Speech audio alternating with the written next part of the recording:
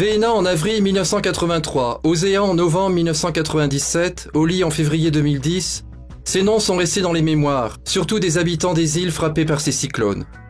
Une cinquantaine de cyclones se forment en moyenne chaque année, dans le monde, dans la zone tropicale. La Polynésie française se situe dans cette zone. Rappelle-toi, fin janvier, début février 2010, Oli a parcouru 3000 km à travers le sud-ouest de l'océan Pacifique et la Polynésie française. Suivons-le. Le 29 janvier 2010, on observe d'importants amas de nuages au nord-est des îles Fidji. Une dépression se forme. Le 1er février, la dépression tropicale prend le nom d'Oli. Elle est située au nord des îles Cook, à 1000 km de Bellinghausen et 1500 km de Tahiti. La dépression s'intensifie et se déplace vers le sud-est. Les prévisions météorologiques annoncent son passage vers Scilly, Mopelia et les îles sous le vent. Un avis de mise en garde est diffusé par le Haut Commissariat pour les archipels de la Société des Australes. Il annonce une houle pouvant dépasser 4 mètres, de fortes pluies et des vents en rafale de 100 km/h. L'itinéraire prévu pour le cyclone Oli se confirme. On passe à l'alerte orange, c'est-à-dire une menace de passage du cyclone dans moins de 48 heures. Le 3 février, l'alerte rouge est déclenchée pour les îles sous le vent, puis pour les îles du vent. L'alerte rouge indique une menace de passage du cyclone entre 12 et 18 heures.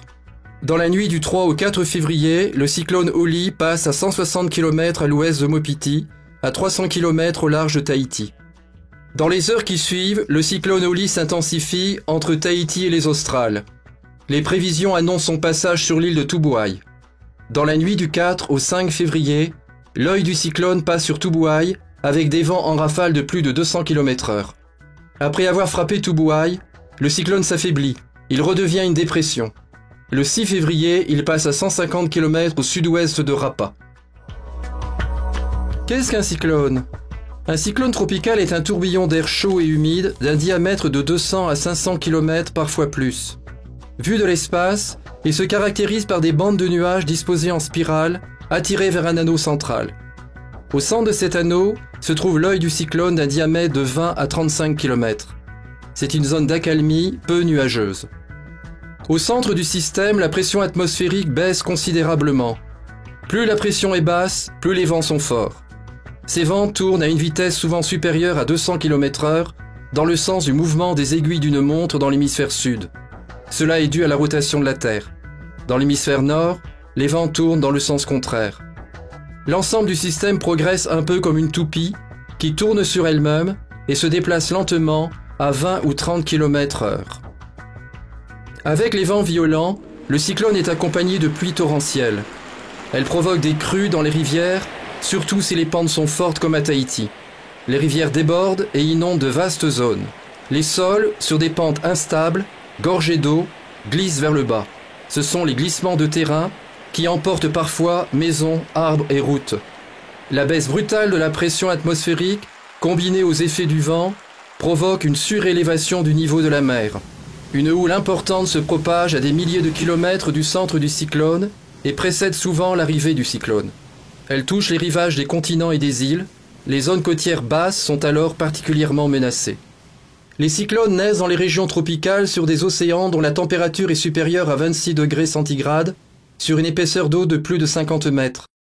Sur cette carte sont indiquées les différentes zones de formation des cyclones et leurs itinéraires. Le Pacifique Sud est particulièrement concerné. La structure d'un cyclone est la suivante. Au-dessus de l'océan, où l'eau est à plus de 26 degrés centigrades, l'air chaud et humide monte en spirale. L'air est aspiré comme dans une cheminée, à très haute altitude et à très grande vitesse. Vers 15 000 mètres d'altitude, le froid provoque la condensation de l'humidité sous forme d'un tourbillon de gros nuages qui provoque des vents violents et des pluies torrentielles. Au passage du cyclone Oli, des pluies diluviennes, des vents violents et surtout une très forte houle ont touché les îles. De nombreuses maisons ont été fortement endommagées ou détruites. Des terres agricoles ont été recouvertes d'eau de mer. Les cultures ont été perdues. Les réseaux de distribution d'eau potable, d'électricité et de téléphone ont subi des dégâts. Des routes en bord de mer ont été arrachées ou recouvertes de gravats en provenance de la mer ou d'arbres abattus. Le cyclone Oli a fait un mort à Tubuai, mais des cyclones précédents ont été plus meurtriers. Au Tuamotu, les atolls sont particulièrement sensibles aux houles cycloniques. Les cyclones de 1878, 1903 et 1906 y ont fait 752 morts, ceux de 1983 une dizaine. Les prévisions météorologiques permettent d'alerter à temps la population et de prévenir des risques. Les dégâts sont inévitables, mais on tente de les limiter et surtout de préserver les vies humaines. Pendant la saison cyclonique de novembre à avril, un système d'alerte progressive renseigne la population sur les précautions à prendre. Tu peux les trouver dans le dépliant « Les gestes qui sauvent » distribué par le Haut Commissariat de la Polynésie française.